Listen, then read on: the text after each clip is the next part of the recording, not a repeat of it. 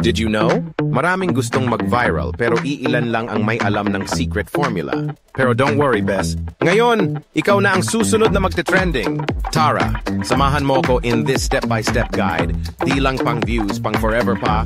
At sa unang 3 segundo, dapat may impact na. Kung hindi mo sila nakuha agad, parang love mo na di ka pinili, scroll agad sila.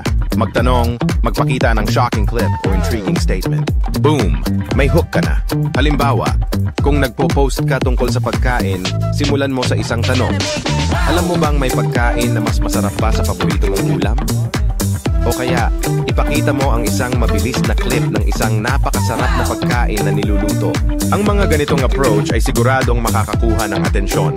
Kahit informative, dapat may hugot o tawa factor. Ipakita mong hindi lang video yan, kundi karanasan din ng viewer mo. Yung tipong habang nanonood sila may mapapamura ng, ay grabe! Ako to, maganda ring mag-share ng mga relatable na kwento. Halimbawa, kung nagkukwentuhan ka tungkol sa mga pagkakamali sa kusina, siguradong maraming makaka-relate sa mga mishaps na nangyari sa kanila.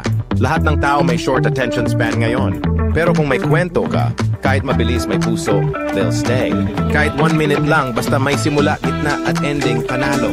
Isipin mo ang mga paborito mong videos. Bakit sila nagustuhan? Dahil ba sa kwento? O dahil sa mga characters? Ang mga tao ay mahilig sa kwento, kaya't siguraduhin may kwento ang bawat video na gagawin mo. Huwag ka lang mag-trend, makitrending ka rin. Use viral sounds or remix old ones. Baka yung background audio mo pa ang maging dahilan bakit sila nagstay. Ang mga trending sounds ay parang magic sa mga videos. Kapag ginamit mo ang tamang tunog, mas madali kang makakakuha ng views. Subukan mong mag-explore ng mga popular na sounds sa TikTok or Instagram at tingnan kung paano mo ito maiaangkop sa iyong content.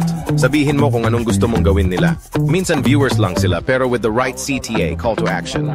Magiging loyal followers mo sila? Huwag kalimutang magbigay ng malinaw na instructions. Halimbawa, i-comment mo sa baba ang paborito mong pagkain o i-share mo ito sa mga kaibigan mo na mahilig kumain. Ang mga ganitong hakbang ay makakatulong para makabuo ng community sa iyong channel.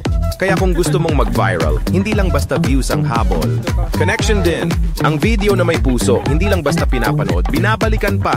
Ang mga tao ay gustong makaramdam ng connection.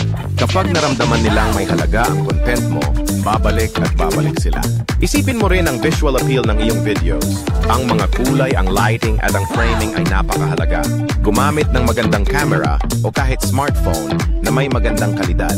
Ang mga malilinaw na visuals ay mas nakakaengganyo. Huwag kalimutan ang editing. Ang tamang cuts at transitions ay makakatulong para mas maging fluid ang iyong video. At syempre, huwag kalimutan ang consistency. Mag-post ng regular para hindi makalimutan ng mga tao ang iyong channel. Mag-set ng schedule, maaaring weekly o bi-weekly. Ang mga loyal followers ay naghihintay sa susunod mong content. Kaya't siguraduhin hindi sila mabibigo. Huwag matakot mag-experiment. Subukan ang iba't ibang uri ng content. Minsan, ang isang simpleng idea ay nagiging viral.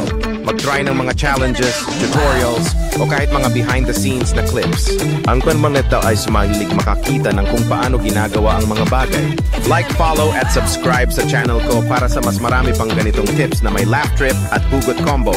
At ikaw, anong klase ng content ang gusto mong ipa-viral? Comment mo na yan. Baka yan na ang next na papasabugin natin online. Sa huli, ang mahalaga ay maging totoo sa sarili. Ang authenticity ay nakaka-attract ng viewers. Kapag nakita nilang genuine ka, mas madali silang makakabuo ng koneksyon sa'yo. Kaya't simulan na ang iyong journey patungo sa pag-viral.